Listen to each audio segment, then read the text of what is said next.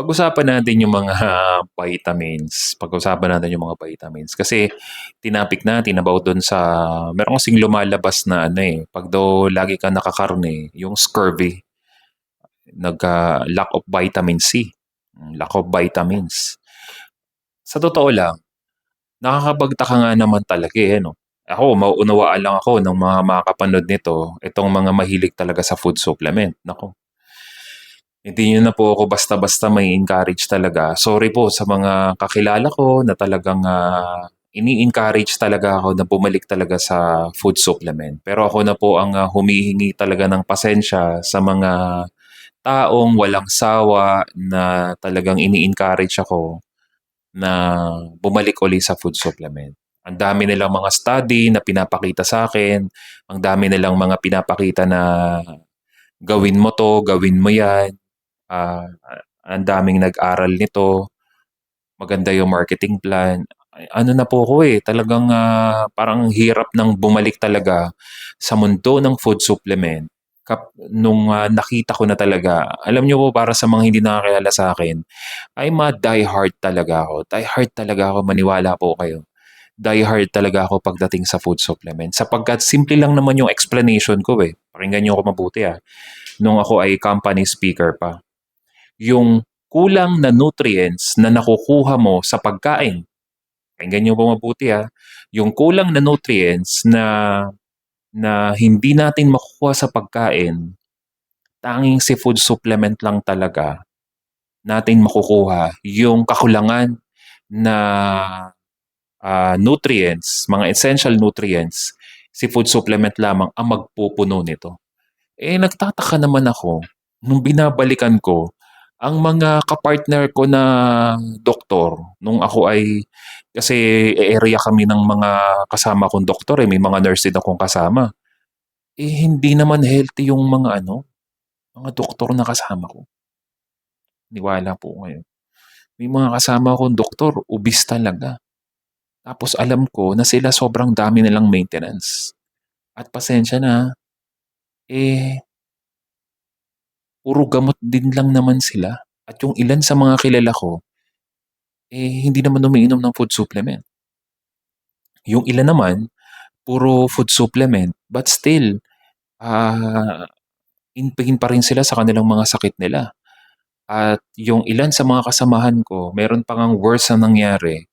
So, isa siya sa pinaka-highest paid na company speaker namin before. Eh, namatay. Inatake sa puso. Ang dami kong mga kilala na mga top earner na talagang medyo nakakagulat, medyo malala talaga yung sakit talaga nila. So nakakapagtaka sapagkat ang tindi ng study, ang tindi ng from mga ano mga galing pa sa iba't ibang mga bansa yung mga raw materials sa ginamit, pero wala talaga eh. At meron namang magagaling na komedyante na mga doktor, meron pa silang segment na ano eh, alam mo ba? Yan. Oh, ako eh. Yung mga follower niya na, pasensya na po kayo. I don't really care kung i-bash niyo po ako. Pero may segment pa sila ng alam mo ba?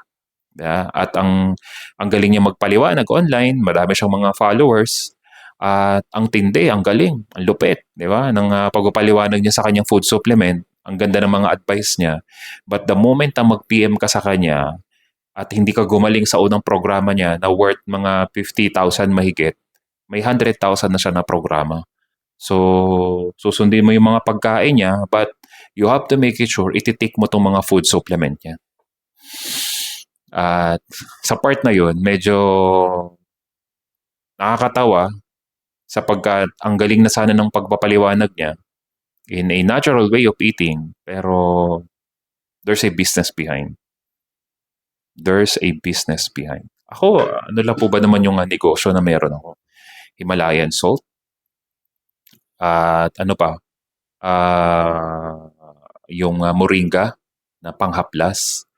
Actually, I strongly suggest, eto naman, eto marami na pong sumusuporta po sa atin, tumutulong na mai-push yung aking mga product.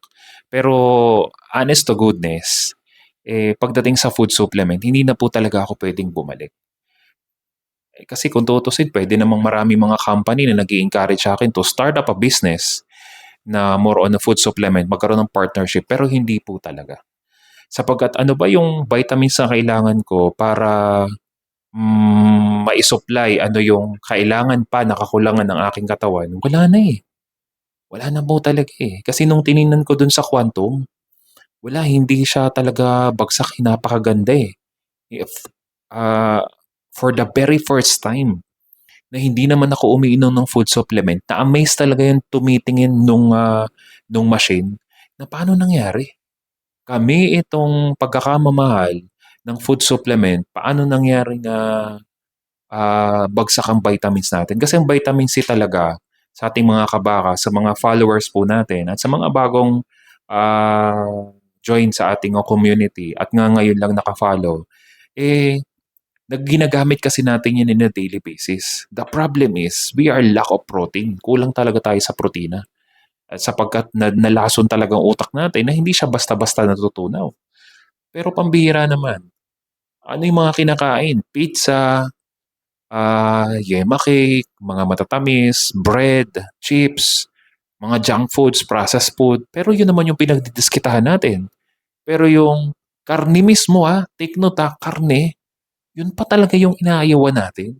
Pero kung makapagluto ng pansit canton, anong oras na, makapagluto ng, alam mo yun, yung mga process na pagkain, yun pa talaga yung mas madalas nating kinakain kumpara sa totoo talaga na ano, totoo talagang pagkain. Kaya kung ako pong tatanungin po ninyo, "Pastor, kumusta naman ang vitamins mo, kailangan ba?" It's really up to you. Kung may excess money ka naman, okay lang, sige naman. Okay, sige kung nakasanayan mo talaga uminom ng food supplement. Pero kung kulang ka talaga sa ganito at kung tatanungin mo ako, mag-focus ka na lamang sa pagkain ng karne, pili ka na lang ng any variants of meat. I'm 100% sure may-enjoy mo ito at makikita mo yung magandang benepisyo. Pa-lab test ka. After magpa-lab test ka muna bago ka magsimula. Then I strongly suggest after 6 months, pa-lab test ka. You will simply amaze sa magiging resulta. Pero syempre, para mas masigurado mo yung journey mo, magpa-coach ka po sa akin. This is very affordable. Naniniwala ako, sulit po yung ibabayad po ninyo. Marami po tayong mga pag-uusapan kung paano mas mabilis na magiging matagumpay ka sa journey mo sa carnivore way of eating. God bless everyone.